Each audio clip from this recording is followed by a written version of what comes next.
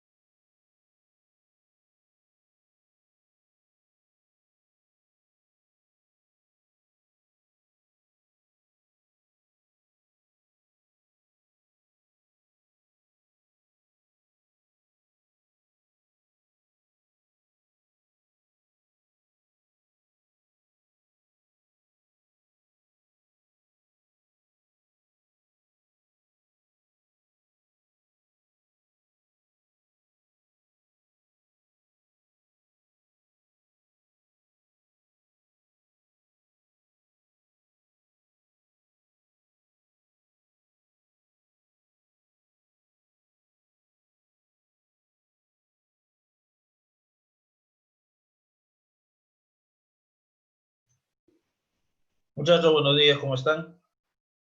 Bueno, hay poquitos participantes el día de hoy. Ya se acoplarán en el transcurso de la clase. Eh,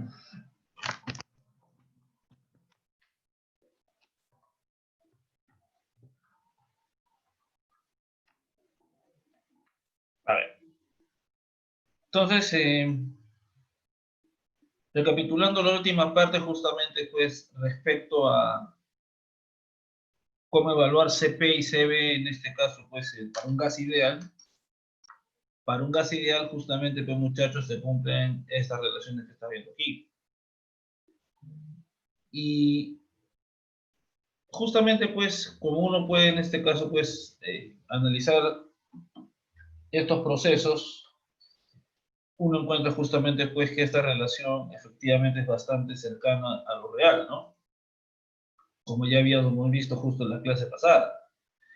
Justo para gases, en este caso, pues, monoatómicos, diatómicos, la aproximación es bastante buena, ¿no? Ya en los poliatómicos, ya en este caso, pues, aparecen ciertos cambios y también hay que considerar incluso que podría cambiar por la temperatura. Tú sabes que el Cb y el Cp en realidad no son valores fijos, ¿no? Cambian con la temperatura, cambian. Pero para un buen rango de temperaturas, en este caso, donde el comportamiento es el del gas ideal, efectivamente la resta de Cp y Cv es numéricamente R. Y el cociente de Cp entre Cv, justamente aquí, ese cociente, ahora en este caso, pues, va a ser para los monoatómicos 1,67, más o menos esto es cercano a 5 tercios, ¿no? Y en el caso, pues, de los diatómicos, esto va a ser 1,4, ¿ya? Que es en este caso, pues, cercano a 7 quintos, ¿no? Algunos casos exactos, otros aproximados, ¿no? 7. Por otro lado, para los otros gases ya se observa un comportamiento distinto. Entonces, ahí ya este postulado, ¿no?, de los gases ideales diatómicos y monoatómicos, esto que postulamos para el comportamiento de Cp y Cv, sí se cumple bastante bien la aproximación. Entonces, este coeficiente, que es el cociente de Cp entre Cv, recibe el nombre de gamma, ¿ok? Justamente, muchachos, aquí vamos a hablar justamente de ese cociente de capacidades caloríficas. Entonces, en la última columna encontramos justamente, pues, el cociente de estos valores, Cp entre Cv, que es adimensional, se denota por la letra griega gamma. Justo, muchachos, en los casos de los gases, siempre Cp es mayor que Cv y gamma siempre es mayor que la unidad en este caso. Esta cantidad va a desempeñar un papel crucial, muchachos, en los procesos adiabáticos con gases de comportamiento ideal.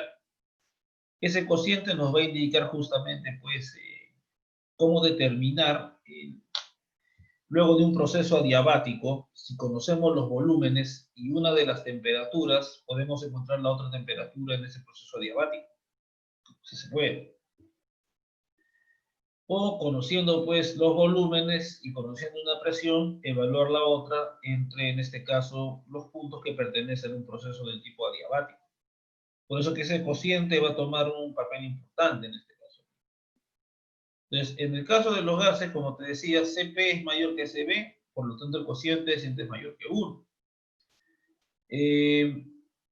Podemos usar la teoría del gas, por ejemplo, ¿no? Para el gas monoatómico ideal, el Cv era 3 medios, y de acuerdo con Cp igual Cv más R, entonces para el monoatómico ese sería entonces, pues, 5R medios. El cociente sale justamente, como te decía, aproximadamente 1,67, al igual como has visto justamente en la tabla anterior. Esa tabla ya la habíamos visto anteriormente. Por otro lado, para los diatómicos, Cb es igual a 5 medios de R. Por lo tanto, entonces, Cp va a ser Cb más R, igual a 7 medios de R. Gamma, que es el cociente de Cp entre Cb, es 7 quintos y sale 1,4.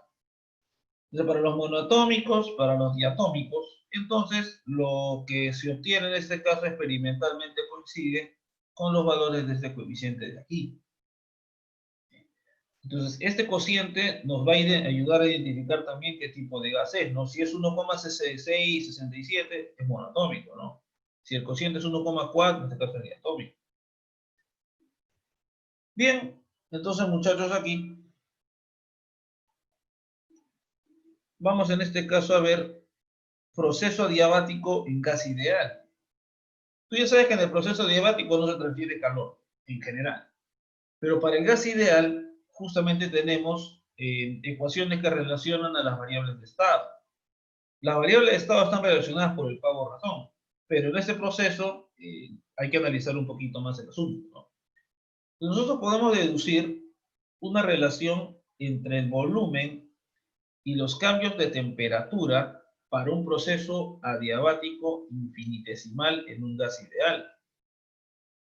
¿Ok? Entonces yo primero voy a hacer eso.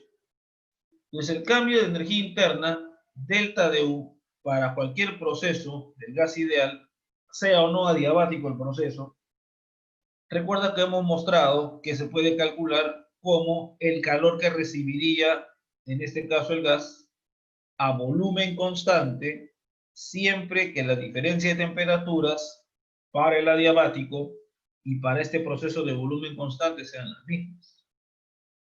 Entonces, vuelvo a repetir.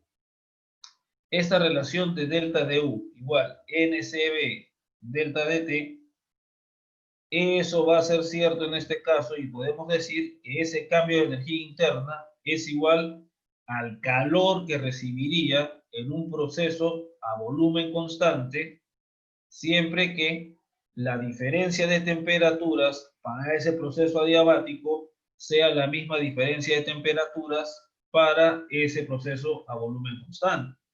Yo puedo igualar esto siempre en este caso, ¿ya? Y en el caso, obviamente, pues estamos hablando de gas, en este caso ideal. Por otro lado, el trabajo, y esto sí no depende de la sustancia, gas o lo que sea, el trabajo siempre es, en este caso, presión por variación de volumen. Entonces, como estamos en un proceso adiabático, aplicando la primera ley, tú tendrías pues que el calor va a ser en este caso pues trabajo más variación de energía interna, en un proceso infinitesimal. Entonces, como es un proceso adiabático, entonces esto va a ser cero y despejamos entonces que uno va a ser el negativo del otro. Y tendríamos nosotros entonces esta expresión de aquí. Entonces, a partir de la ecuación de estado del gas ideal, yo puedo reemplazar la presión, justamente muchachos aquí, para esta ecuación. Y reemplazando muchachos, obtenemos, ¿no? Este es el cambio de energía interna, esto va a ser menos el trabajo. Elimino el número de moles y convenientemente mando a dividir la temperatura aquí y obtenemos este cociente de aquí. Diferencial de temperatura entre el valor de la temperatura en ese momento. Y aquí en este caso, muchachos, tenemos pues cociente del diferencial del volumen, cambio en el volumen infinitesimal entre en este caso el volumen y este cociente de aquí. Pero justamente hace un ratito tú viste que esto justamente es CP menos CB, como está aquí. Y dividiendo entre CB lo de arriba, CP entre CB me queda en este caso pues gamma a la menos 1. Entonces acá tienes entonces cambio infinitesimal de la temperatura, entre la temperatura, va a ser igual en este caso pues a gamma menos 1 por el cambio infinitesimal en el volumen o diferencial de volumen dividido entre el volumen. Entonces, muchachos, aquí continuamos.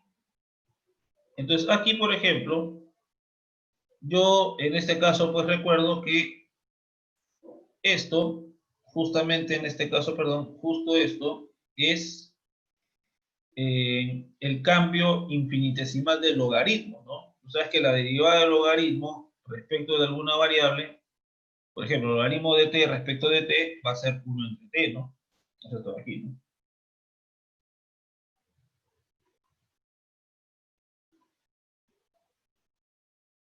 Entonces, como quien dice, ¿no? De manera práctica o chabacana, mando a multiplicar el cambio arriba y obtenemos ese resultado, ¿no?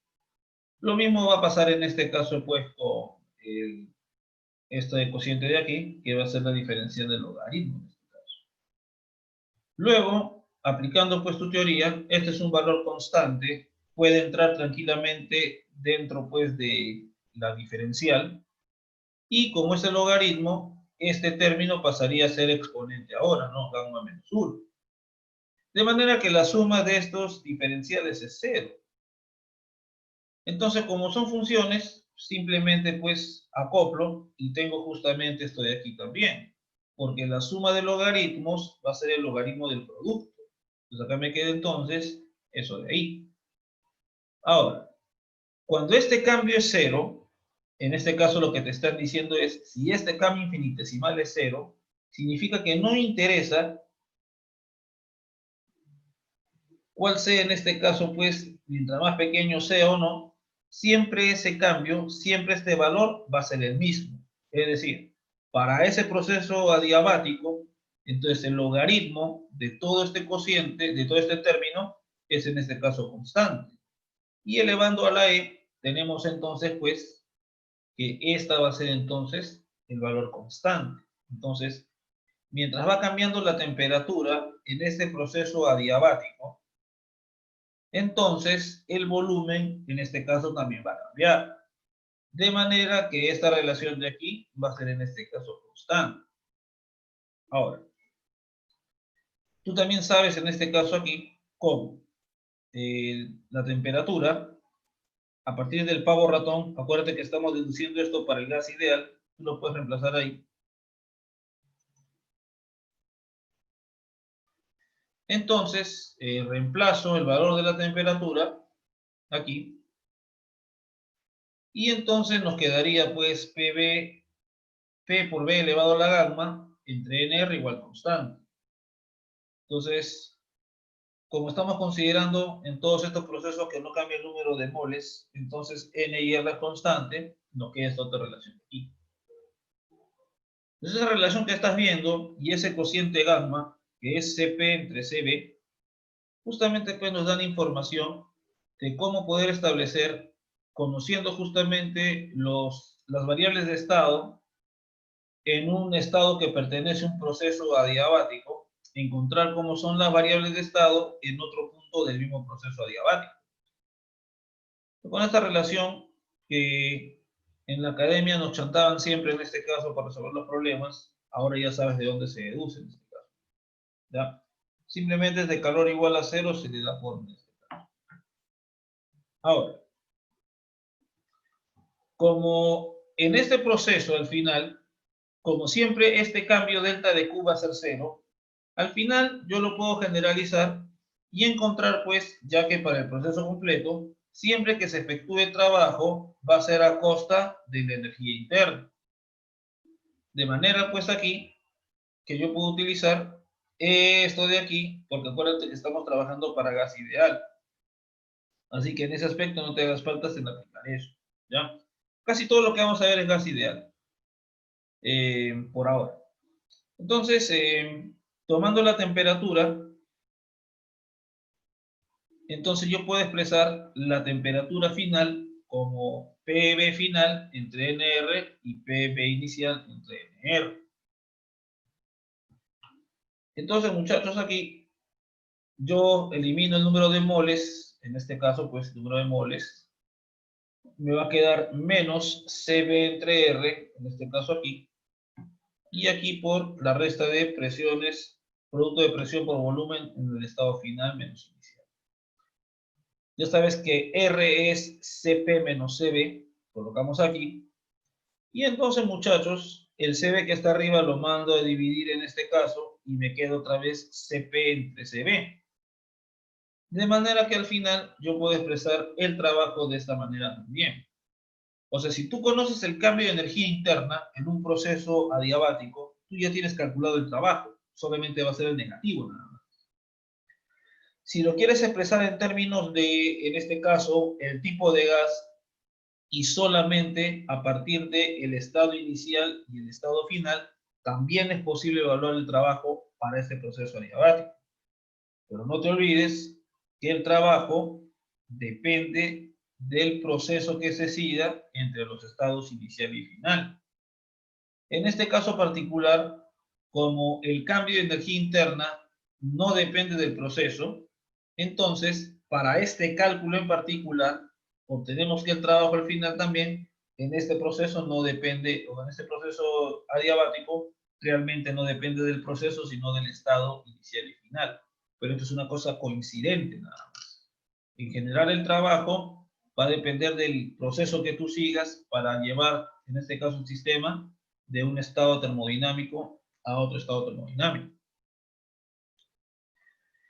Entonces, muchachos, relaciones que seguro ya conocías, pero que a partir de las diferenciales se deducen en este caso, ¿no? ¿Por qué, no? Bien. Entonces,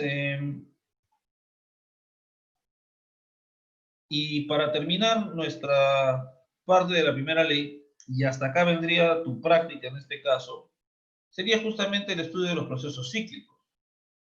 Un proceso cíclico es un proceso que tarde o temprano hace volver al sistema a su estado inicial. Ese, por definición, es un proceso cíclico. O sea, tú partes, por ejemplo, de un estado A y vas en este caso pasando por un montón de estados intermedios, de manera que al final, si retornas al estado de partida, eso vendría a ser un proceso cíclico. Entonces, como el estado inicial y el estado final es el mismo en un proceso cíclico, porque de eso se trata, regresar al estado inicial, entonces el cambio de energía interna en todo este proceso cíclico debe ser cero. Si regresas al mismo estado inicial, el cambio de energía interna en todo el proceso debe ser cero, dado que el inicio y el final son lo mismo.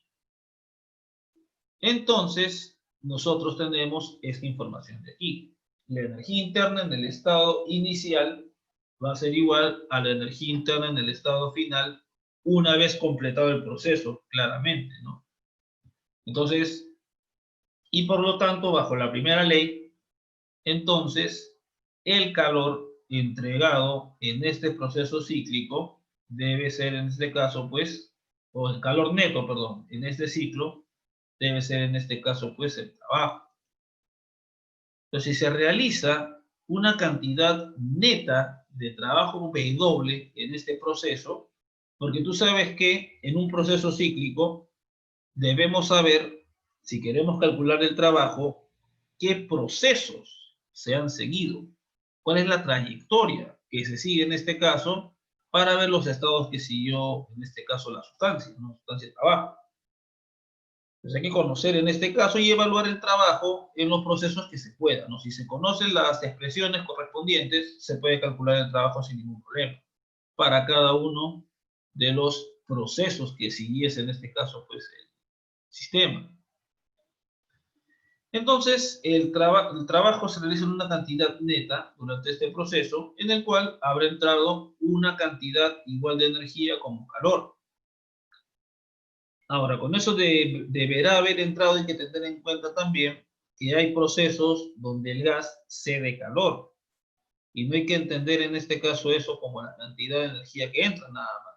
Al final, el flujo neto de calor, la cantidad de calor que recibe en este caso la sustancia en este proceso cíclico, va a ser realmente la diferencia entre el calor que absorbe y el calor que cede.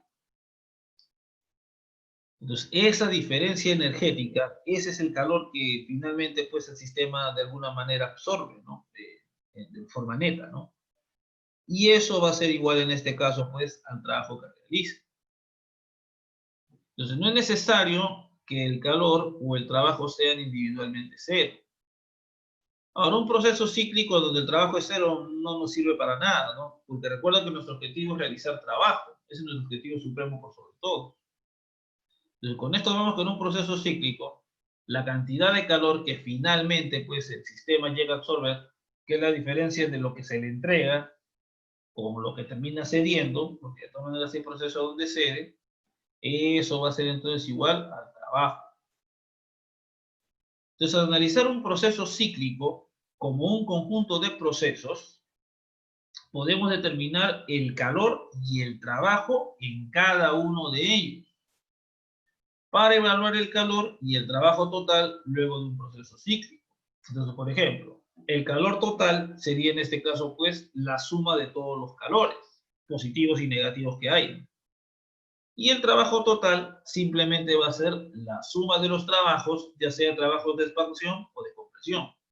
Que ya sabes que en expansión es positivo y que en este caso, pues en otro caso es negativo. Bien, muchachos, entonces hasta aquí vendría su calificado del día viernes en este caso. ¿Ya? Hasta este punto de aquí. Lo que vamos a ver de aquí a continuación en este caso ya va a ser el examen, en este caso final.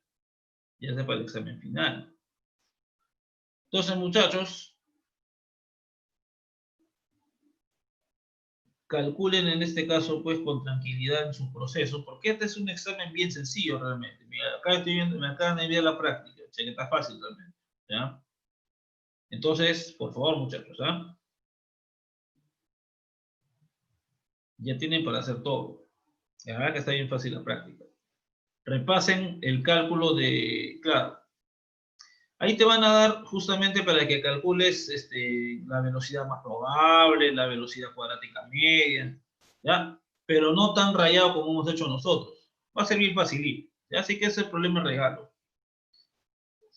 Entonces, muchachos, hasta que viene su práctica, me imagino que van a haber varios 20, sospecho.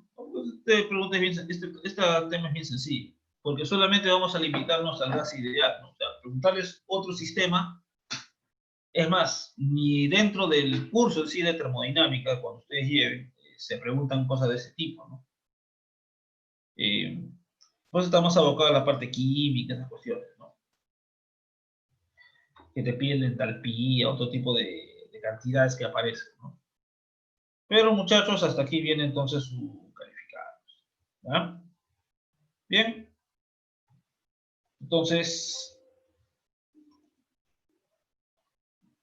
vamos en este caso pues a comenzar con nuestra última diapositiva, en este caso aquí, nuestro último tema en sí, que vamos a tratar de cubrirlo justamente en este par de semanas.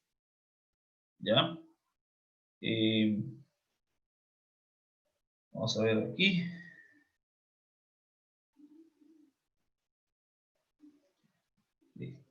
Entonces, muchachos, vamos en este caso pues a hablar de las máquinas térmicas, la entropía y la segunda ley de la termodinámica. Entonces, este es un tema que, te soy bastante honesto, recién he estado estudiando, ¿ya? Pero me ha parecido interesante, pues es interesante para analizar, ¿ya? Eh, Vamos en este caso pues a ver lo siguiente, ¿ya? Primero, vamos a hablar de lo que es una máquina térmica. Como te dije, el objetivo supremo de la termodinámica es realizar trabajo. Ese es el punto más importante de todo. Todo lo que estudiamos en este caso, intermedio, para justificar justamente pues este asunto, ¿no? La utilización. Porque al final y al cabo, la ciencia que no es aplicativa, muchachos, no vende, pues lamentablemente. O sea, de todas maneras tú tienes que marketearte de alguna manera, ¿no? O sea, una parte donde tú ofrezcas lo que en este caso sabes, ¿no? Que lo hagas tangible. Puede ser a través del nivel educativo, puede ser a través de algún, de repente algún producto que necesita alguna empresa, en investigación, qué sé yo, ¿no? De todas maneras, uno, como hombre de ciencia es así, ¿no? Es bastante sacrificado la vida de un hombre de ciencia, pero tienes que aprender a marketearte en esta época, ¿no? Porque solamente con teoría estás frito. Tienes que aprender a hacerlo práctico también. Y ahí voy a tratar de llevártelo a la parte práctica siempre, todo lo que se pueda, ¿no? Desde el principio, muchachos, nuestra sociedad, en este caso es la capacidad, en este caso la base de la sociedad, es nuestra capacidad de usar fuentes de energía distintas a la potencia nuclear. No todo va a ser, en este caso, pues metiendo lámparas, pico, ¿no? Entonces, por ejemplo, hay casos donde la energía mecánica está disponible directamente, ¿no? Como por ejemplo, pues en el caso del agua, la caída del agua, o en el caso del viento para la energía eólica. Pero sin embargo, por el contrario, casi toda la energía que nosotros utilizamos, en este caso pues para transportarnos, por ejemplo, está en base justamente de la quema de combustibles fósiles, ¿no? Carbón, petróleo, gas. Y muchachos, en algunos sitios como en Japón, por ejemplo, donde no tienen pues ni agua ni viento, utilizan las reacciones nucleares. Entonces, estas, por ejemplo, generan en este caso energía que se transfiere como calor. Tú sabes que realmente el asunto con la energía nuclear es que cuando tienes tan cerca una fuente de agua, la cantidad de energía que libera se transforma justamente pues en calor, lo que hace que vaporice el agua y movilice turbinas de vapor. El reactor nuclear es para eso, ¿no? No hay que se entregue la energía nuclear directamente, ¿no? Básicamente la energía nuclear lo que va a hacer es calentar el agua, vaporizarla para mover turbinas y generar electricidad. Como es una fuente de energía, en este caso, pues, con estricta medida de seguridad, es una fuente sostenible, no se puede hacer este tipo de cosas. Entonces, toda esa energía que utilizamos se utiliza pues para calentar pues edificios, cocinar y para hacer en este caso algunos procesos químicos. No obstante, para hacer funcionar una máquina o impulsar un vehículo, necesitamos justamente pues de energía mecánica. Entonces, por lo tanto, es importante entender cómo se toma el calor de una fuente y convertirlo, tanto como sea posible, en energía mecánica o trabajo. Esto es lo que sucede, por ejemplo, en los motores de gasolina de los automóviles, ¿no? En que tú echas en este caso, pues, la gasolina, hay un proceso de ignición, se vaporiza la gasolina, entregándole calor, y justamente, muchachos, en ese proceso, parte de eso se va a transformar pues, en trabajo para mover los ejes del automóvil. Los motores a reacción de los aviones, turbinas de vapor, en las plantas de electricidad, como te mencionaba en este caso, pues, esta es la clásica para las centrales de energía nuclear, transformar en vapor, y otros sistemas en este caso. Entonces, un dispositivo que transforma parcialmente en trabajo o energía mecánica, en este caso el calor, se denomina máquina térmica, el que transforma parcialmente el trabajo. Por lo regular, una cantidad de materia dentro de la máquina experimenta entrada y salida del calor, expansión y compresión, y a veces cambia de fase, como en el caso de la gasolina, que se vaporiza, por ejemplo, cuando entra a la máquina al motor, en este caso, de un carro. Entonces aquí, muchachos, llamamos a esta cantidad de materia, pues, que experimenta todos estos procesos energéticos y que inclusive hasta podría cambiar de fase, se le llama la sustancia de trabajo de la máquina. En los motores de combustión interna, como los que usan los automóviles, la sustancia de trabajo es una mezcla de aire y combustible. Eso, por ejemplo, como te decía del automóvil, aire con combustible, aire con gasolina. En el caso de una turbina de vapor es el agua en este caso. Entonces, el tipo de máquina más fácil de analizar, ¿okay?, es aquel donde la sustancia de trabajo efectúa un proceso cíclico. Es decir, una sucesión de procesos que al final deja la sustancia en el estado en que inició. Pues en una turbina de vapor, el agua se recicla usándose una y otra vez. En los motores de combustión interna, no usan el mismo aire una y otra vez, pero de todos modos podemos analizarlo en términos de procesos cíclicos que se aproximan a un funcionamiento real. O sea, mira, para una turbina de vapor, la misma agua se va usando varias veces. Pero para la gasolina, el aire justamente pues ya se va a través de un conducto y tiene que entrar una nueva porción de aire y no se usa la misma cantidad de aire. Pero igualito, como en este caso pues la máquina hace procesos repetitivos de expansión y compresión, por ejemplo, de los pistones, entonces podemos en este caso trabajarlo tranquilamente pues como una máquina térmica que trabaja básicamente con la misma sustancia de trabajo. Además, también hay que considerar pues, que esa entrega de aire y de gasolina es continua, pues, en este caso. Así que la misma sustancia o sea, no va a cambiar las propiedades de la sustancia. Bien, entonces acá, muchachos, quiero hacer una pequeña corrección. Rapidito nomás. A ver.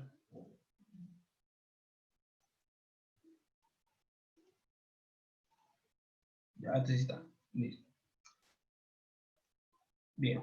Entonces, muchachos, vamos a hablar de los depósitos, en este caso de calor y frío, ¿no?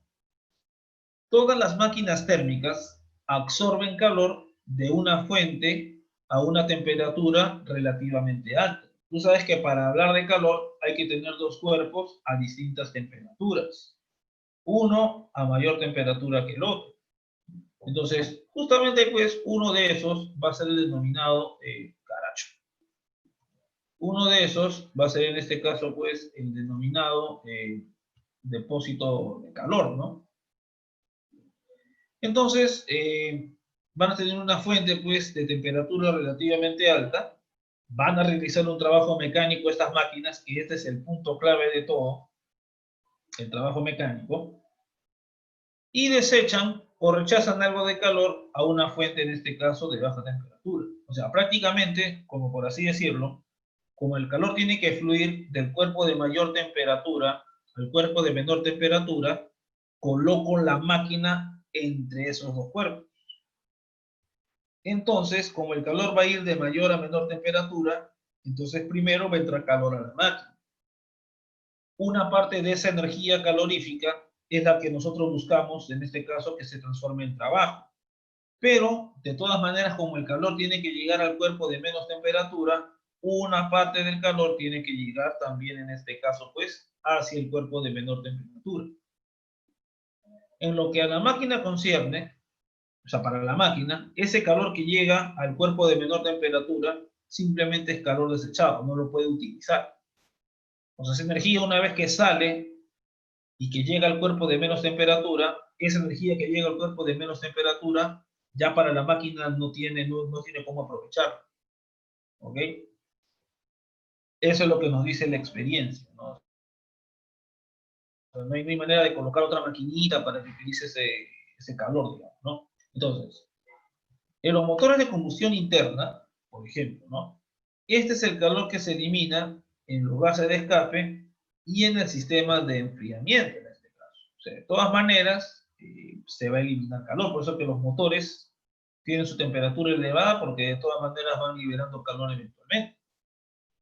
Entonces, una turbina de vapor es el calor restante que sale del vapor para condensar y reciclar el agua. O sea, de todas maneras vamos a tener de alguna manera pérdida de energía en forma de calor. Y ese es un hecho pues innegable en la naturaleza. Así se comporta la naturaleza. Cuando un sistema realiza un proceso cíclico, justamente buscamos pues que nuestra maquinita haga un proceso cíclico repetitivo. Sus energías internas, inicial y final, son la misma. Justo lo que vimos hace un rato. Entonces, eso es al final del proceso, ¿no? Cuando retornas al estado inicial. Entonces, en todo proceso cíclico, la primera ley establece justamente pues que esa diferencia de energías internas va a ser cero. Y que por lo tanto esa va a ser la diferencia del calor menos el trabajo de acuerdo a la primera ley. Ahora, es decir, que el calor neto que fluye en la máquina en un proceso cíclico es igual al trabajo neto realizado. Entonces, como te decía, como de todas maneras se va a desechar calor, eso va a ocurrir y va a llegar ese calor hacia el cuerpo de menos temperatura. Entonces, la diferencia de calores entre el calor que procede del cuerpo a más temperatura con el calor que llega hacia el cuerpo de menos temperatura, esa diferencia de calores, hermano, va a ser el trabajo realizado por la máquina, y como estamos hablando de un proceso cíclico, va a ser el trabajo desarrollado durante un ciclo de operación de la máquina. Este calor neto. Entonces, cuando yo hago estos cálculos, estoy haciendo por ciclo. Ahora, si tú quieres evaluar en este caso, pues, por ejemplo, ¿no? En un intervalo de tiempo determinado, cuánto trabajo realiza una máquina, habría que encontrarse primero cuánto tiempo demora en realizarse un ciclo y hacer la proporción para sacar en este caso tiempo, nada más.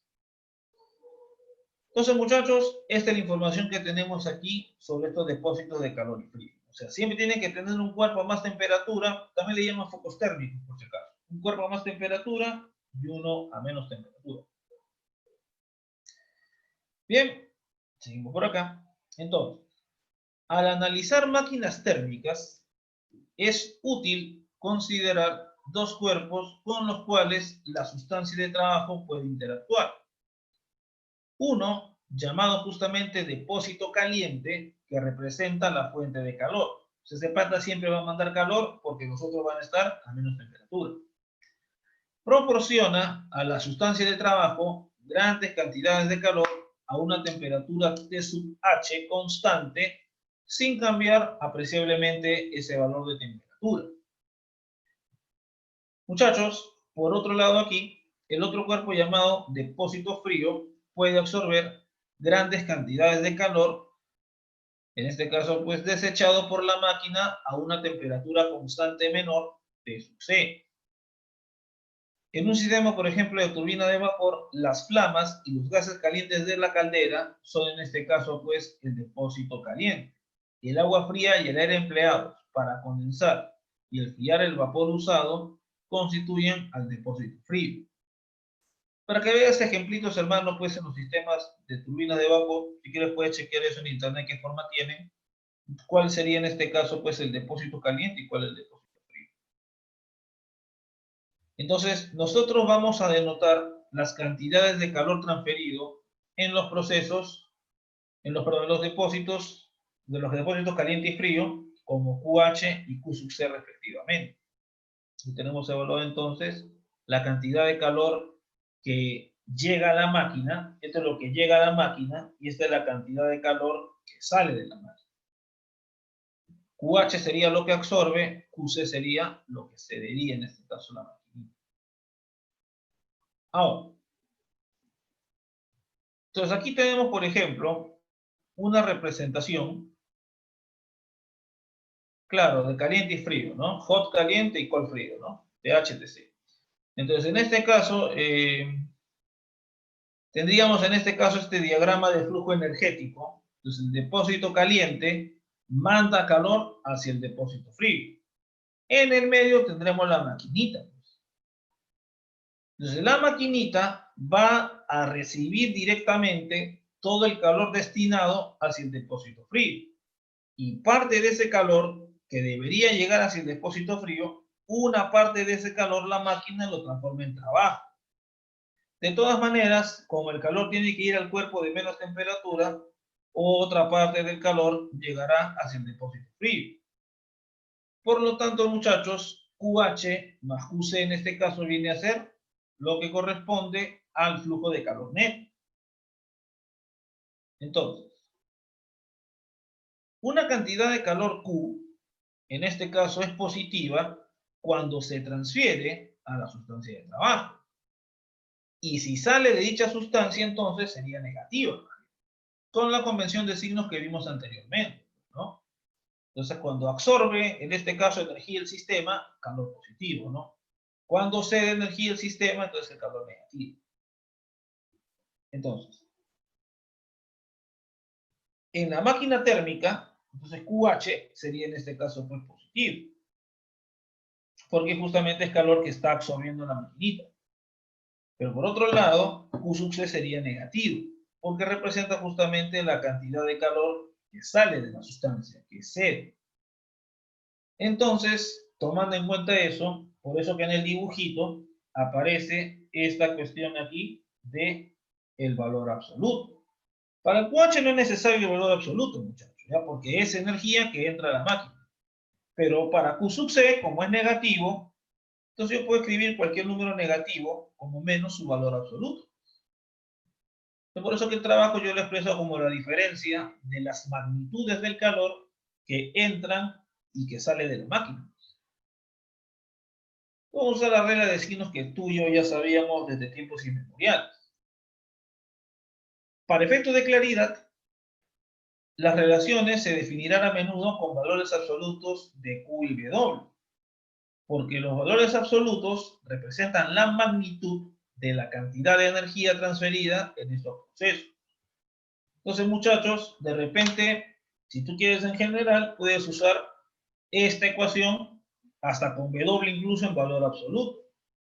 ¿Ok? Así que tranquilo nomás. Ya, si tú ves valor absoluto, no te hagas parte.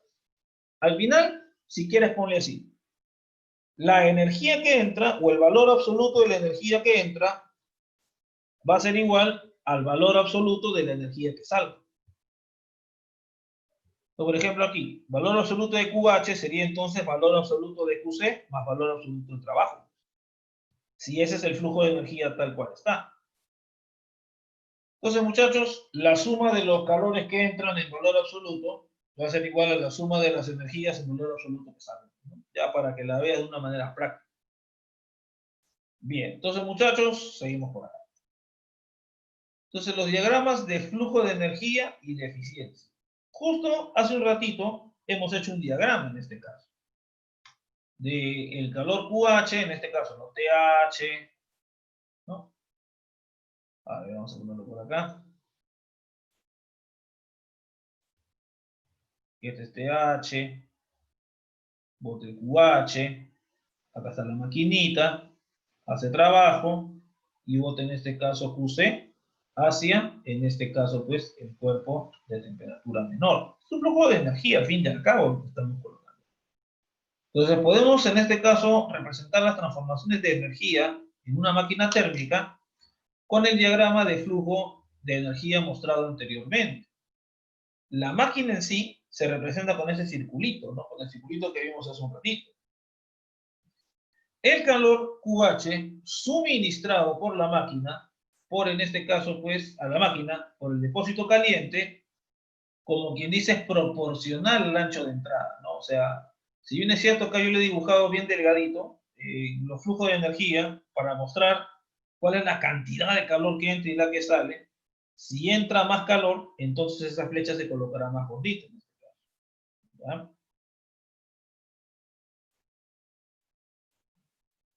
Entonces, fíjense acá, ¿no? Un correo un poco raro, muchachos. Disculpen, me he distraído.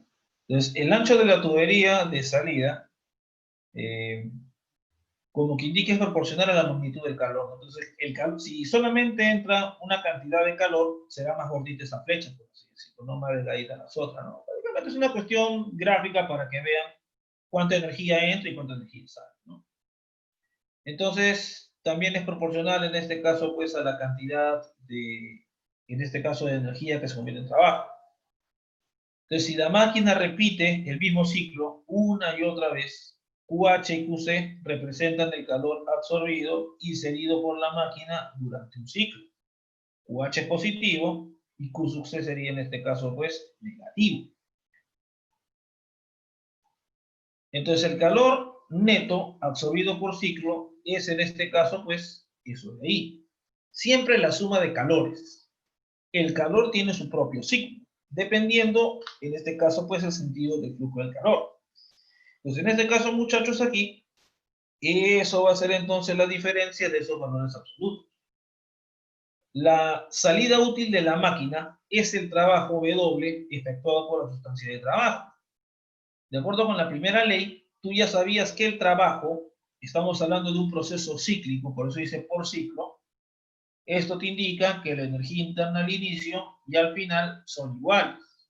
Entonces, ese trabajo efectuado por ciclo es igual al calor, en este caso, pues, absorbido por ciclo también. Y ese calor absorbido por ciclo es la suma de esto de aquí y esto de aquí. Idealmente, nos gustaría convertir todo el calor QH en trabajo. Eso sería, en este caso, lo más bacán, ¿no? Que toda la energía que le entreguemos a la máquina proveniente del foco caliente, del cuerpo a más temperatura, toditito se transforme en trabajo. En tal caso, nosotros tendríamos pues que QH sería igual a W y Q sub C igual a 0. Pero como les decía, muchachos, que la experiencia muestra que eso no es posible. Que siempre la cantidad de energía que entreguemos indefectiblemente solo se transforma parcialmente en trabajo. Siempre se desperdicia algo de calor. Y Q sub C nunca es 0. Entonces, justamente, hermano, de aquí, nosotros definimos la eficiencia térmica de una máquina. La eficiencia de una máquina térmica, dice me equivoqué. Denotada con E, como el cociente justamente, pues, del trabajo entre QH. porque esto me indica cuánto, esto es una fracción, esta fracción me indica cuánto de la energía que entra en la máquina, cuánto de esa se transforma en trabajo. Cuánto de la energía que absorbe en este caso, que gana la máquina, cuánto de eso se transforma en trabajo. Y justamente, muchachos, uno lo que busca diseñar son en este caso, pues, procesos cíclicos, ciclos termodinámicos, donde la eficiencia sea en este caso, pues, la mayor posible. Bien, muchachos, a modo de relajito, unos 10 minutitos y 11:05 regresamos. ¿Estamos de acuerdo? Dígame. Ok, profe. Listo. 11:05 volvemos, ¿ya?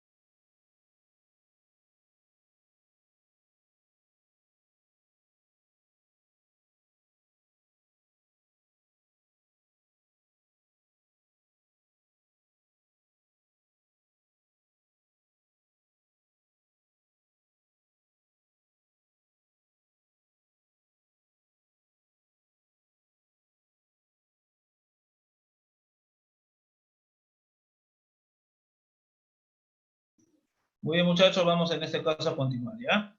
Perdón la demora. Entonces, como les decía, el asunto va a ser al final evaluar la eficiencia, en este caso, en una máquina, ¿no? Esto ya no va a entrar en tu calificada, ¿ok? En tu calificada ya no va a entrar esto, pero de todas maneras, ya para tu examen final sí tienes que en este caso, pues, entender en este caso qué se está calculando, ¿no? Listo, entonces, sí te pueden preguntar, por ejemplo, en tu examen lo que es, por ejemplo, ¿no? Por eso te estoy explicando qué es el trabajo neto y el flujo de calor neto, ¿no? Eso sí puede venir en tu práctica. Que al final simplemente es, el trabajo neto es hallar la suma de los trabajos de cada proceso, ¿no? Y el calor neto es la suma de todos los calores, ¿no? Aplicando la primera ley, puedes calcular el calor con todo su signo, ¿no? Eso te va a venir, por ejemplo, en tu práctica. Ya tu objetivo va a ser calcularlo, ¿no? Ya el trabajo, tú sabes que es con el área, ¿no? Y el calor va a depender del proceso que se siga, cómo calcularlo, ¿no? Bien, entonces, continuamos. Esta es la manera de calcular la eficiencia. Esto sí, la eficiencia sí no viene. Trabajo neto y calor neto sí. Pero la eficiencia sí ya no viene, eso sí ya no viene. Entonces aquí, en este caso, pues tú calculas la eficiencia de la máquina con este cociente, pues, del trabajo que realiza en un ciclo y el calor absorbido, solo lo que absorbe nada más, no lo que en este caso termina cediendo, ¿no? Y cuando cede, por ceder, el trabajo es menor, ¿no? Que el calor absorbido. Entonces aquí, esa eficiencia térmica representa la fracción de QH que se transforma en trabajo. Dicho de otro modo, es igual a lo que se obtiene dividido entre lo que se paga, ¿no? Entonces, al final, siempre va a ser, en este caso, pues, menor que 1. Entonces, es bastante común encontrar justamente, pues, este tipo de características, ¿no? Que siempre el trabajo es menor que el calor absorbido. En términos de un diagrama de flujo, la máquina más eficiente es aquella en la que el ramal de salida del trabajo es lo más ancho posible. O sea, si es más ancho en este caso es porque se está realizando o transfiriendo más energía de ese tipo, ¿no? Y que en este caso la tubería de salida en el flujito sea en este caso lo más angosto. O sea, si esta es la máquina, no, esta es la máquina, y este es el calor que entra, entonces el calor cedido que sea más chiquito y el otro que sea en este caso el más ancho posible. Eso es lo para que lo entiendan, ¿no? En términos gráficos. Si sustituimos entonces las dos expresiones de W, podemos en este caso pues tener en cuenta lo siguiente, ¿no? En este caso, si consideramos que el trabajo es en este caso simplemente pues el calor neto, sin considerar las magnitudes, solo sumando los calores en crudo, entonces aquí la eficiencia, que sería W entre QH, sería 1 entre el cociente del calor, en este caso cedido por ciclo, que va en este caso al foco frío, y en este caso, muchachos, aquí, lo que correspondería, en este caso, pues, a Q sub H, que vendría a ser aquí el calor que absorbe en este caso. Entonces, esto sería, pues, el calor que absorbe, la suma de calores positivos, QC sería la suma de calores negativos, y en este caso, pues, el trabajo que sería lo que la máquina ejecuta. Entonces, en términos de los calores, tal y cual, va a ser 1 más el cociente de calores. En términos de la magnitud de estos calores, de la magnitud de la cantidad de energía transferida, sería 1 entre el cociente de los valores absolutos del calor. Y esta sería entonces la eficiencia térmica de una máquina, ¿no? Entonces, nuestro objetivo justamente, o el objetivo de hacer una máquina térmica, justamente es que la eficiencia sea la más elevada posible. Entonces, para ello entonces, equivalentemente sería justamente buscar la máquina donde las pérdidas por calor se minimicen, ¿no? Entonces, la máquina térmica se calcula si es suficiente. Entonces, muchachos, seguimos por acá. Vamos a hablar rápidamente de los motores, en este caso, pues, de combustión interna. Por ejemplo, el motor de gasolina, empleado pues en automóviles y muchos otros tipos de maquinaria, son ejemplos comunes de una máquina térmica. Vamos a examinar en este caso pues su eficiencia. Vamos a describir a continuación el funcionamiento de un tipo de motor de gasolina. Primero, por ejemplo, una mezcla de aire y vapor de gasolina fluye al interior de un cilindro por una válvula de admisión abierta mientras el pistón desciende, aumentando el volumen del cilindro desde, en este caso, un valor de volumen B cuando el pistón está arriba hasta un máximo RB cuando está bajo el pistón. ¿Ok? Ahorita vas a ver una animación para que entiendas toda esta cuestión. Entonces va subiendo y bajando en este caso, ¿no? Entonces, R se llama la razón en este caso de compresión. Entonces, para los automóviles en la actualidad, en este caso aquí, este automóvil, digamos, esta razón de compresión suele estar entre 8 y 10. O sea que en este caso, pues, la sustancia, pues, que está en el interior, llega a comprimir su volumen, en este caso, pues, entre 8 y 10 veces en este caso, ¿no? Básicamente una cantidad así de ese tipo, ¿no? Entonces, al final de esta carrera de admisión, la válvula, en este caso, pues se cierra y la mezcla se comprime, por ejemplo, de forma adiabática, a un volumen V durante la carrera de compresión. Luego, pues la bujía enciende la mezcla y el gas caliente se expande aproximadamente de forma diabática, otra vez hasta el volumen R sub B, empujando el pistón y efectuando trabajo. Esta es la carrera de potencia. Esta es la parte donde se está haciendo trabajo y ese movimiento es el que se transmite, muchachos, a través de mecanismos a los ejes de los automóviles para producir, en este caso, la rotación de los ejes, ¿no? Que contienen las llantas. Y por último, se abre la válvula de escape y se expulsan los productos de la combustión, dejando que el cilindro esté listo para la siguiente carrera de admisión. Hermano, todo lo que te he contado en palabras, ahora te lo muestro aquí. Entonces, primera etapa.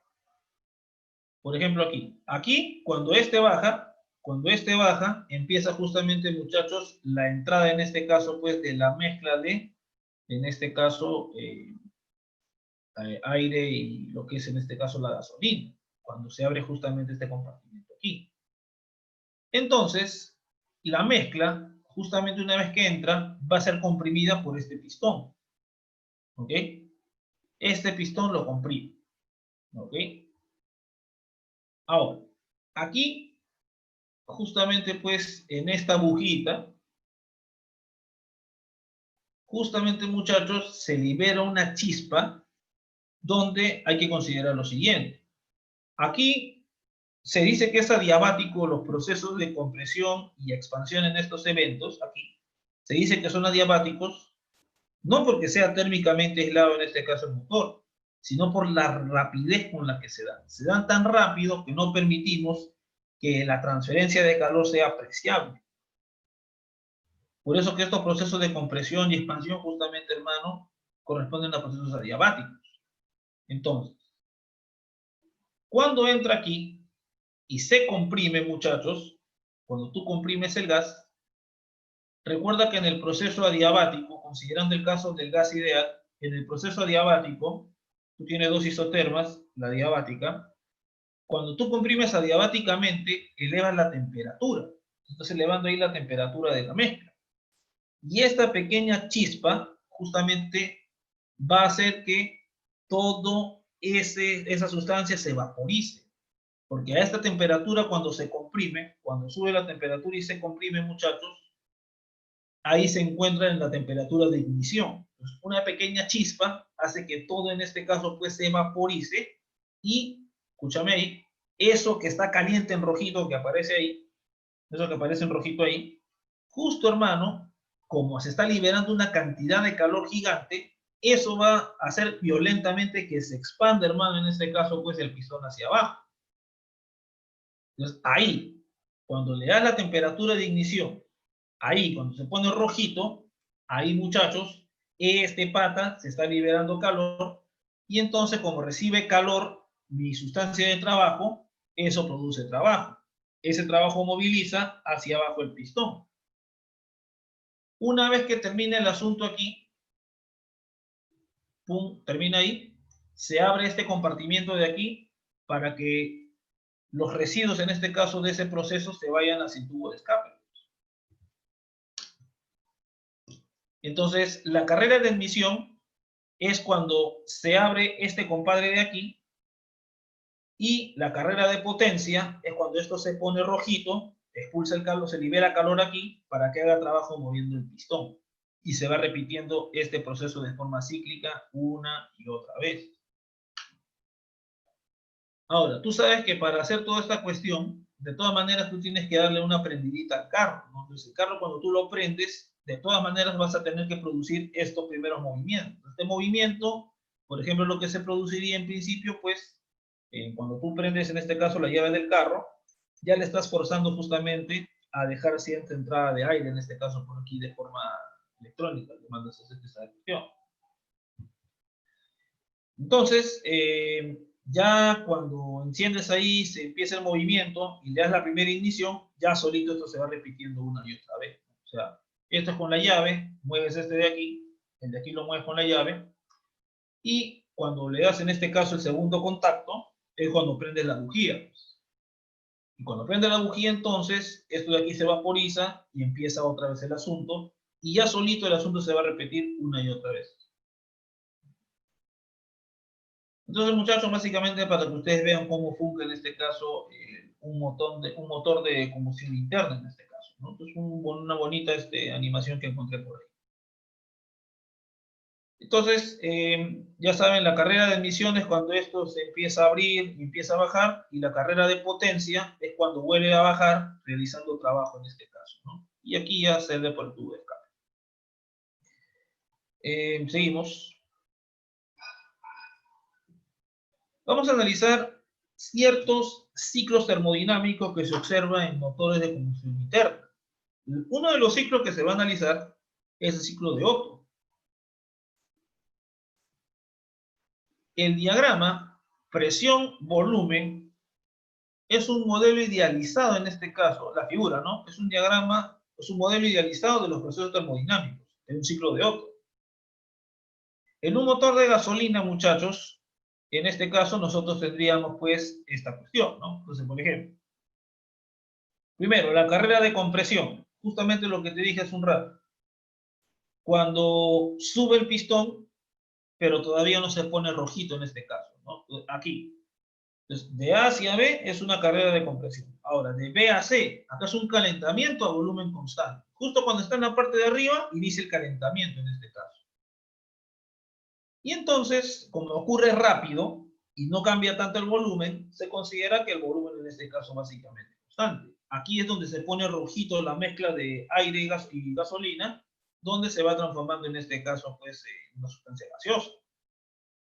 Luego, cuando empieza a expandirse adiabáticamente, y lo adiabático no es porque esté aislado, sino por la velocidad con que se hace, esta vendría a ser la carrera de potencia. Cuando estaba rojito en este caso el gas, y ahora lo manda hacia abajo. Y finalmente, muchachos, en el caso justamente de lo que es la parte pues de desecho, cuando en este caso pues termina la carrera de potencia, vuelve a abrir en este caso pues el compartimiento de la izquierda, ¿te acuerdas que se abría? El de la derecha, perdón, ¿te acuerdas que se abría? Para que se escape por ahí los residuos de ese proceso. Entonces ahí en este caso pues se va saliendo calor. Entonces justamente la simplicidad del proceso de Otto es que solamente hay dos procesos, un proceso de absorción y uno de cesión de calor. Nosotros por la rapidez con que se hace en este caso se puede considerar que es una diabática. Este es el volumen cuando está arriba en este caso el pistón. Y este es el volumen cuando el pistón está abajo.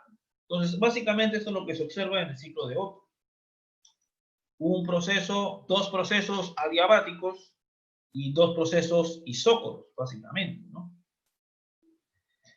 Entonces, justo estos procesos son cuando el pistón está, en este caso, ¿no? Este es cuando el pistón está en ascenso, digamos, por así decirlo, ¿no? Antes de la carrera de potencia, y este va a ser cuando también está ascendiendo, pero después de la carrera de potencia. Entonces, muchachos, a estos modelos se le llama el ciclo de Otto. En el punto A se tiene una mezcla, en este caso, pues, una mezcla de lo que es en este caso aire y gasolina, que ya entró al cilindro. En el punto B es donde en este caso empieza la chispita, estando en la temperatura de ignición, y entonces se enciende la gasolina, agrega calor QH al sistema, a la hora que se quema se entrega calor, siguiendo la línea B sub C. Y la carrera de potencia es la expansión adiabática hasta el punto D, donde justamente ahí el pistón al descender, luego de recibir calor la mezcla, donde se hace el trabajo, que es lo que nos interesa. Entonces aquí la temperatura, el gas se enfría a la temperatura del aire exterior a lo largo de la línea D sub A, expulsando calor Q sub C. Este calor sale del motor como escape y no vuelve a entrar a él. Pero como entra una cantidad de aire y gasolina equivalente, cuando se abre el compartimiento de la izquierda que vistes en esa animación, entonces podemos considerar que el proceso es cíclico.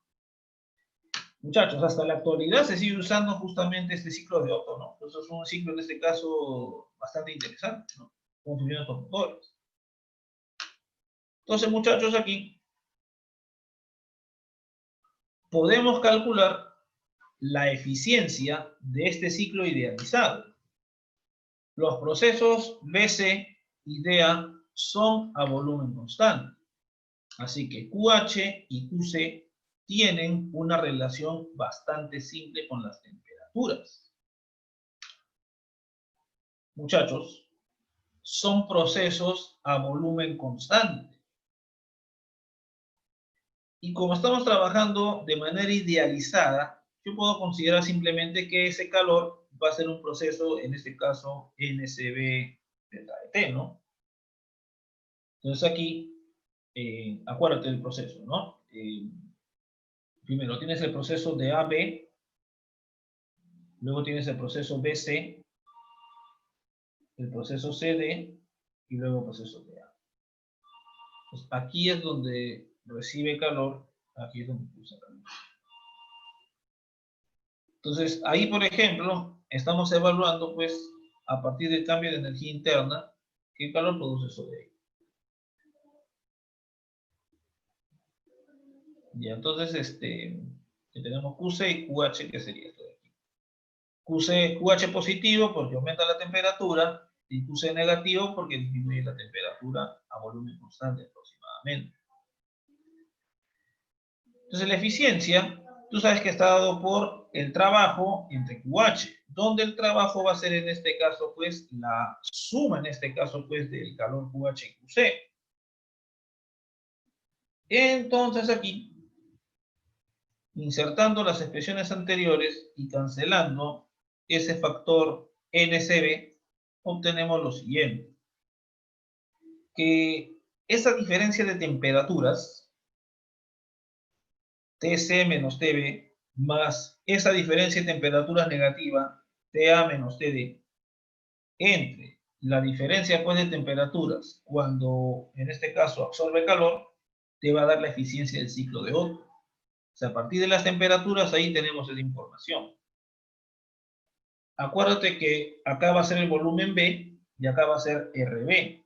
Esto va a ser justamente cuando el pistón está abajo y siempre es proporcional a cierta cantidad del volumen cuando está en la parte superior. Para simplificar más esto, podemos usar justamente la relación de temperatura y volumen para procesos adiabáticos en un gas ideal. Entonces, el punto A, este es el estado A, se encuentra pues a un volumen RB. Y el estado B se encuentra en este caso pues a un volumen nube. Entonces aquí podemos encontrar esta relación con el volumen del estado A y con el volumen del estado B. Y lo mismo se hace para el proceso, en este caso, pues, adiabático en la carrera de potencia entre los puntos C y D. Entonces aquí tenemos T sub C y T sub D con el mismo factor. Entonces, como al final estos van a ser proporcionales al volumen, TC va a ser, mejor dicho, ¿no? Va a haber una proporción entre TC, TD y el volumen por un factor. Entonces aquí podemos hacer la siguiente maniobra. Entonces dividimos entre ese factor y entonces como ahí va a aparecer el V, entonces ahí hago lo siguiente. TC, voy a volver a dibujar aquí para que no se confunda, ¿ya? A, B, C, D, ya. Entonces este era RB y esto era. Entonces, por ejemplo, yo ya tenía pues que TA, o TC, perdón, TC era igual en este caso pues a TD, y en este caso pues por B a la gamma menos 1, ¿no?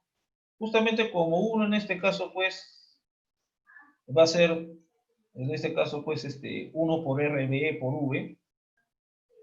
Entonces aquí eliminamos el volumen de la igualdad, ¿no? Igual eliminamos el volumen, se ve esta igualdad de aquí. Por ejemplo, ¿no?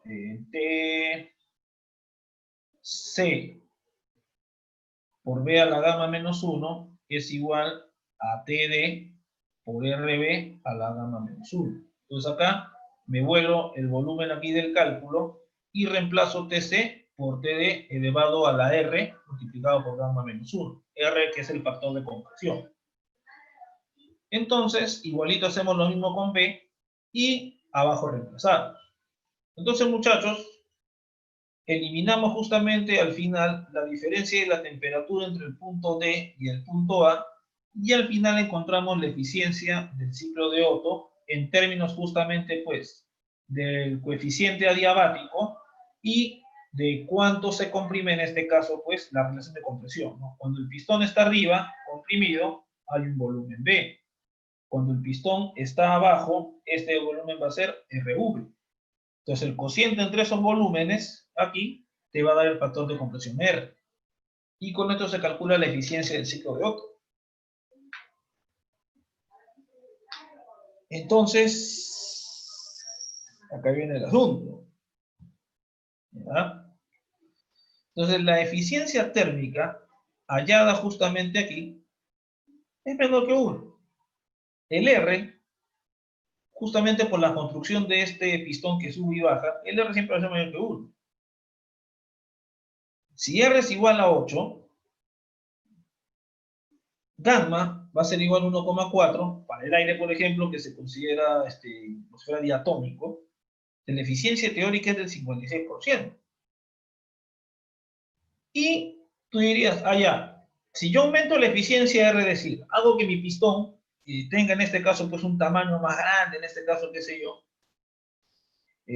más abajo llega el pistón, entonces voy a tener un mayor factor R, ¿no? Y si mientras R sea más grande, entonces, muchachos, este cociente va a ser más pequeño y esta eficiencia más elevada. Pero el problema es cuando tú comprimes mucho, elevas también elevado la temperatura de la mezcla al comprimir adiabáticamente. Y eso, muchachos, al final va a traer problemas para el motociclo. Entonces, fíjate aquí, ¿cuáles serían estos problemas? Cuando la temperatura es excesiva, la mezcla, o sea, si tú lo comprimes mucho, le das mucho su temperatura, ya ni siquiera en este caso necesitas darle un chispazo, o sea, ya de frente, en este caso puede hasta rebote, explota. En lugar de quemarse uniformemente, después que la bujía lo encienda. La idea justamente es que la bujía lo encienda para tener, digamos, una transformación, en este caso un cambio de fase controlado, por así decirlo, ¿no? Entonces, a esto se llama preignición o detonación. O sea, si tú lo comprimes mucho, ya vienen problemas técnicos también. Ya explota antes de darle chispazo, en este caso aquí, y eso, por ejemplo, mientras le vas dando explosión a cada rato tu motor, en algún momento se malora el motor. Por eso, muchachos, que la eficiencia tiene también sus limitaciones técnicas también. O sea, no es que yo le puedo poner la eficiencia que me dé la gana y estoy feliz, ¿no? O sea, aumentar una cosa en este caso va a conllevar a disminuir otras. En este caso, por ejemplo, eso es lo que ocurriría.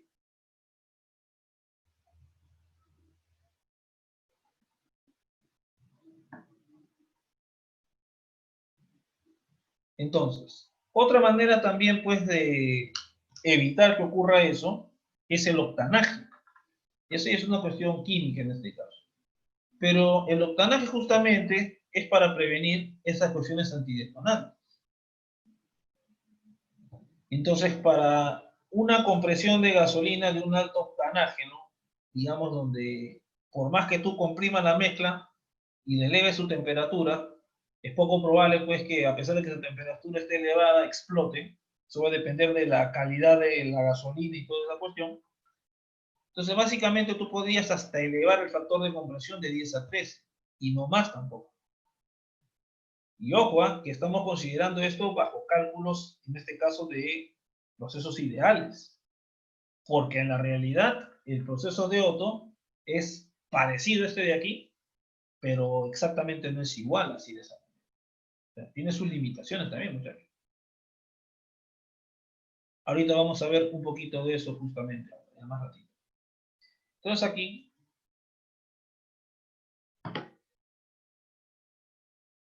el ciclo de Otto, como te decía, es un modelo muy idealizado. Supone que la mezcla se comporta como un gas ideal. Y ojo, yo no tomo en cuenta la fricción aquí. Yo estoy evaluando el trabajo puro y duro. Y al final yo no sé cuánto trabajo realmente recibe porque también hay fricción. Por más que tú le pongas aceitito y todo, igualito pues en este caso hay fricción. La turbulencia en el caso de que no se, la mezcla no, digamos, se queme uniformemente, no se transforma uniformemente a gas. Hay pérdida de calor en las paredes del cilindro que tampoco hemos contemplado nosotros, porque de todas maneras, por más que se haga trabajo y todo, de todas maneras se va a disipar calor. Y otros factores que reducen, en este caso, la eficiencia del motor. ¿Ya? Entonces, casi todos los motores de este tipo se fabrican para el transporte y deben trabajar variando la entrega de potencia constantemente. ¿Por qué ocurre esto de aquí? Porque tú sabes que se va consumiendo también el combustible. Y entonces ahí, mientras le va metiendo menos, ahí lo va forzando, también lo va matando al motor en este caso. Y como va calentándose a cada rato, si no hace su trabajo de manera continua y no está refrigerado de forma correcta, se funde el motor. Por eso, muchachos, que tomando en cuenta todos esos detalles, al final, las eficiencias de estos motores suelen ser del orden del 35%. O sea, no es que son tan elevadas realmente tampoco, ¿no? Son eficiencias, en este caso, de esa manera. Ahora, ¿cuál es la ventaja? Tú podrías, y vamos a ver eso, tú podrías obtener eficiencias más altas, pero al costo de ser muy lentos los procesos. Y al fin y al cabo esto no te sirve, pues o sea, no te sirve tener una máquina muy eficiente si todo se hace lentamente. El trabajo se hará lentamente y entonces avanzará lentamente tu dispositivo también. Entonces, si bien es cierto aquí la eficiencia es relativamente baja, ¿ya? En la realidad, por así decirlo, ¿no? La realidad, realmente pues esos motores que se utilizan para el transporte en este caso, son con eso justamente son los que se prestan para poder hacer justamente ese tipo de trabajo. Tú puedes mover en este caso la máquina junto contigo, ¿no? Que básicamente es lo que tú tienes en un automóvil, es una máquina térmica que movilizas. Mientras se va movilizando, va haciendo la chamba para que se vaya moviendo el carro en sí, ¿no? Básicamente es eso. Pero como te digo, no son eficiencias tan elevadas. Entonces, una máquina que tenga mucha eficiencia también, eventualmente, va a hacerlo muy lento también. Ya vamos a hablar de eso justo la última semana en clases. ¿Por qué tendría que ser tan lento el asunto, no? Estas lo hacen relativamente más rápido, entregan más rápido el trabajo, pero tienen más pérdidas justamente por ese tipo de situaciones. Entonces aquí, por ejemplo, tenemos otro ciclo, el ciclo diésel. Entonces, por ejemplo, aquí, muchachos, en el ciclo diésel, la operación del motor diésel es similar a la de un motor de gasolina en este caso, como viste hace un ratito. Pero la diferencia más importante es que no hay combustible en el cilindro en el principio de la carrera de compresión. Entonces, poco antes de iniciar, en este caso, pues, la carrera de potencia, los inyectores, ahí justamente ya tienes máquinas un poco más modernas, los inyectores, eso ya habla de los inyectores de los carros, comienzan a inyectar combustible directamente al cilindro, con la rapidez justa para mantener la presión casi constante durante la primera carrera de potencia.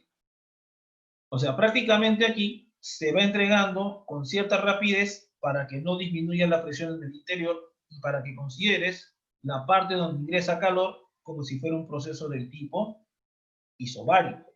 En el Otto tenías dos isócoras y dos adiabáticas. En el ciclo diésel tienes una, en este caso, pues, isobárica, una isócora, y tienes aquí dos adiabáticas en este caso.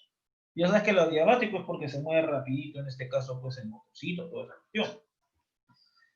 Entonces, debido a la elevada temperatura que alcanzan durante la compresión adiabática, el combustible se enciende espontáneamente sin inyectarse, es decir, no se requiere ninguna chispa. En otras palabras, estos ciclos diésel de aquí no llevan bujía en este caso.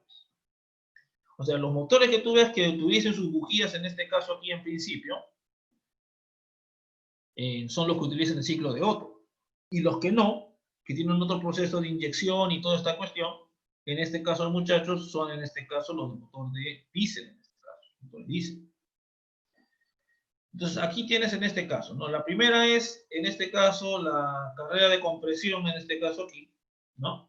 En ese proceso, pues, se va, va subiendo, digamos, otra vez el pistón, por así decirlo. En este proceso de aquí, se va entregando también, en este caso, a su vez, combustible por los inyectores, y aquí empieza el asunto, ¿no? Entonces, cuando se eleva, en este caso, pues, la temperatura, hasta la temperatura de ignición, entonces ahí en el mismo proceso se va proporcionando el calorcito, en este caso aquí, se va manteniendo la presión constante, mientras se va quemando, en este caso, el combustible.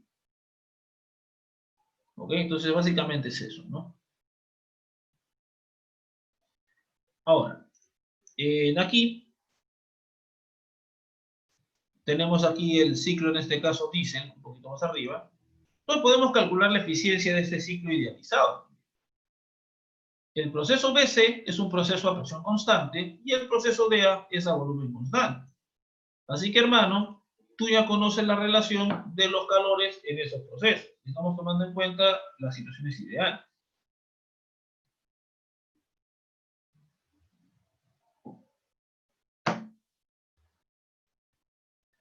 La eficiencia, sabes que está dado por esa razón de ahí. Entonces, el QH es el QNCP y el otro es NCB. Entonces, la eficiencia del ciclo diésel va a venir dado por esa relación de ahí.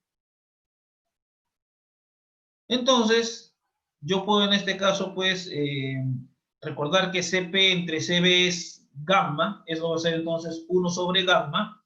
Y factorizo los cocientes TA y TB, tanto arriba como abajo. De los procesos adiabáticos, le hago la misma maniobra de hace un rato. Ya no te voy a repetir esto porque ya lo dices. Y tendríamos en este caso, muchachos, pues, aquí lo siguiente. Primero, justamente aquí,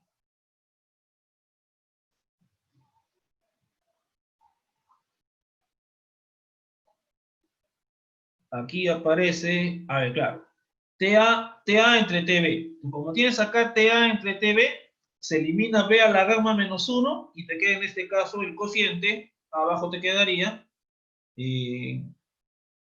a ver, déjame chequear aquí, claro. TA entre TB te quedaría 1 entre R a la gamma menos 1, como está acá. Entonces, esto entre esto va a ser justamente esto, a partir de esta relación de aquí. Y al dividir estas dos expresiones aquí y aquí, justo me va a quedar que TD entre TA está en el mismo cociente que TC entre TB por un factor. y justamente es el factor que está aquí. Entonces acá, muchachos, tenemos justamente el cálculo de la eficiencia térmica de un ciclo diésel. Ahora, muchachos, pero hay que definir una nueva cantidad, que simplemente viene a ser la relación de corte y de admisión. Es decir, cuando tú le entregas calor isobáricamente, antes de que empiece la carrera de potencia, o esta parte de la carrera de potencia, cuando tú le entregas isobáricamente aquí, tú vas a tener un volumen y están diciendo que ese volumen va a ser R por C veces el volumen inicial, cuando empieza la carrera de potencia en este caso. Entonces la relación de volúmenes antes y después del proceso de combustión, el cual es el que ocurre justamente en el proceso aproximadamente isobárico.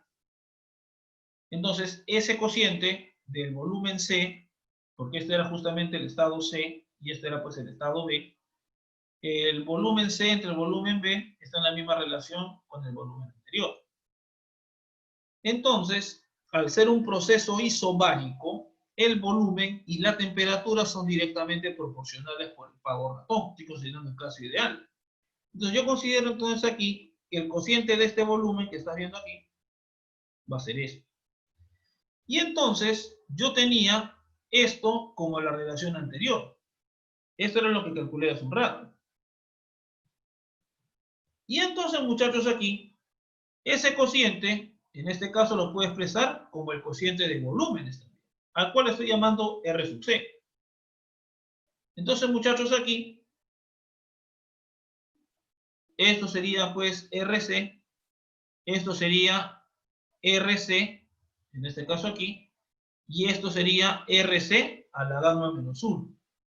Todos son RC. Este cociente es R sub C, este cociente es R sub C, porque es proceso isobárico.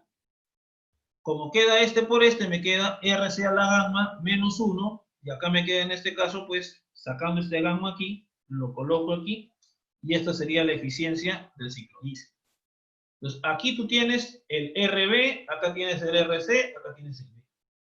Entonces, conociendo las relaciones de volúmenes entre la parte inicial de la carrera de potencia y el final del proceso isobárico, como también la relación entre el volumen al inicio de la carrera de potencia y el final de la expansión adiabática, ya tengo evaluado la eficiencia del ciclo diésel, que sería justamente a partir de esas razones entre esos volúmenes en esa situación.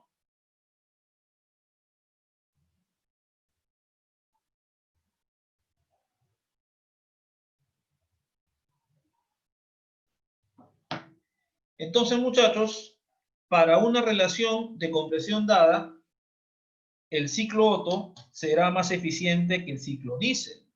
Claro, la ventaja es que acá sí puedes aumentar más en este caso el factor de compresión para el diésel. ¿Okay? Pero vamos a ver también que tiene sus problemitas. Entonces, muchachos, para que no te aburras, vas a verificar esto. Verifica que esto de aquí, que era la eficiencia de Otto, va a ser mayor que esto de aquí, que es la eficiencia de diésel. Esa va a ser tu chamba. ¿Ya? Por lo menos haz eso. ¿Ya? No te voy a pedir otra cosa. Porque ya los cálculos, como tú sabes, hay que evaluar toda esa cuestión. ¿Ya? Bien. Como no hay combustible en el cilindro, durante la mayor parte de la carrera de compresión no puede haber preignición. Y por eso que la razón de compresión R puede ser mucho mayor que un motor de gasolina. Esto mejora la eficiencia y asegura un encendido confiable del minutaje de combustible. Mira, puedes en este caso, teóricamente, ¿ok?, tener factores de 15 y 20 de compresión y eficiencia hasta del 70%. Pero muchachos, como en el ciclo Otto, la eficiencia de un motor real es mucho menor. Si bien los motores diésel son muy eficientes, deben construirse con tolerancias mucho más estrictas que los motores de gasolina. Y el sistema de inyección requiere un mantenimiento cuidadoso. Se queda además mantenimiento a este motor diésel en general. Las diferencias que surgen entre el ciclo real y el ciclo teórico, tanto para los motores del ciclo de Otto como los del ciclo diésel, están causados por los siguientes factores. Primero, pérdidas de calor, las cuales son bastante importantes en el ciclo real. ya que al estar el cilindro refrigerado, para asegurar el buen funcionamiento del pistón, cierta parte del calor del fluido se transmite a las paredes. Y las líneas de compresión y expansión no son adiabáticas, sino realmente son politrópicas, ya hablando en términos reales. Solo yo utilizo lo adiabático por la velocidad. Pero si quiero hacer un estudio concienzudo, muchachos, del asunto, ya no es adiabático realmente. ¿Verdad? Es una buena aproximación, eso sí. Pero ya legalmente es diferente. El tiempo de apertura y cierre de admisión de la válvula de admisión y de escape. Aunque en el ciclo teórico se supuso que la abertura y cierre ocurriría instantáneamente, porque nosotros no consideramos ni fricción ni nada. Entra, sale y nosotros consideramos que siempre hay, en este caso, de forma eterna, material en ese volumen. Pero realmente no es así, ¿no? La realidad es que hay un tiempo en este caso donde tiene que entrar y salir en este caso.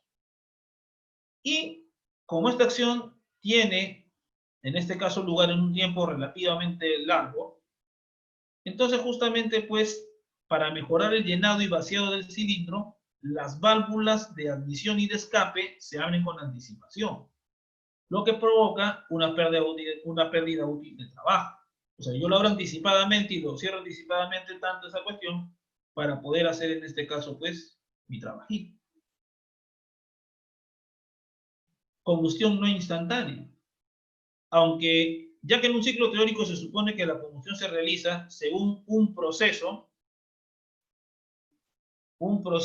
isócoro instantáneo, en el ciclo real la combustión dura cierto tiempo.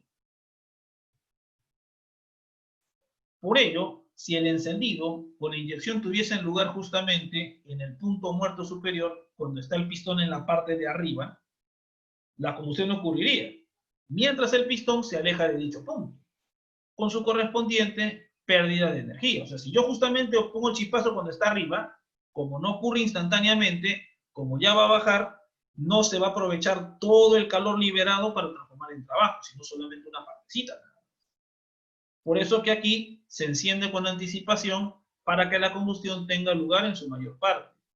Y cuando el pistón prácticamente se encuentra ya cerquita de la parte superior, para aprovechar todo el calor que se genera para transformarlo en trabajo. Y entonces, en este caso, pues, hay una pérdida de calor, en este caso, de todas maneras. Si no adelantas el encendido, perderías más calor incluso. Y por último, muchachos, las pérdidas con bombeo, ¿no? Las cuales, aunque el ciclo teórico se supone, ¿no?, que tanto la admisión como el escape se realizan a presión constante, porque eso es lo que uno considera en esas situaciones, considerando que el fluido activo circula por conductos de admisión y de escape sin rozamiento, es lo que se considera, en el ciclo aparece una pérdida de carga debido al rozamiento. O sea, no entra en este caso, o sea, de todas maneras, como es fluido en movimiento en una tubería, hay fricción, hay viscosidad en este caso también, eso de todas maneras reduce la cantidad de material que entra y reduce una pérdida de energía notable. Entonces, más o menos para que vean, ya esta es una discusión un poco más amplia de los factores que influyen a que un motor de combustión interna tenga en este caso pues menos eficiencia. Bien, muchachos. Ya ven. Refrigeradores para la siguiente clase entonces, ¿ya? Bien, muchachos, espero que me hayan entendido. Y otra parte es interesante, ¿no? Cuando te pones a analizar los motivos por los cuales, cómo funciona un motor, o sea, darle sentido a las cosas, ¿no? Y no tanto robotizarse solamente calculando, ¿no? O sea, tú calculas todo, tú vas a calcular en tu examen, obviamente, ¿no? De eso te van a evaluar. Pero lo que yo voy, justamente, es entender cómo funciona. Ahí está la belleza en este caso también de la ciencia, ¿no? O sea, está bien, tú sabes cómo funciona todo, pero hay que en este caso darle aplicación y entender por qué en ingeniería se hace tal o cual cosa, ¿ya? Pero nosotros tendríamos que saberlo porque nosotros somos los que sabemos cómo funciona todo de fondo. Así que, muchachos, la idea es que al final la Facultad de Ciencias tenga también su división en este caso de parte aplicada, ¿no? Ustedes deberían ser los pioneros en ese sentido. Bien. Entonces, muchachos, ya la próxima clase hacemos refrigeradores y otras cosas que en este caso aparecen. ¿Ya? Bien. Listo, muchachos, nos vemos entonces el día miércoles. Estudien, por favor, para su examen. Ya saben que solamente viene hasta calor neto y trabajo neto, nada más, ¿no? Hasta ahí podría ir. Bien, eso sería todo, muchachos. Cuídense, nos estamos viendo.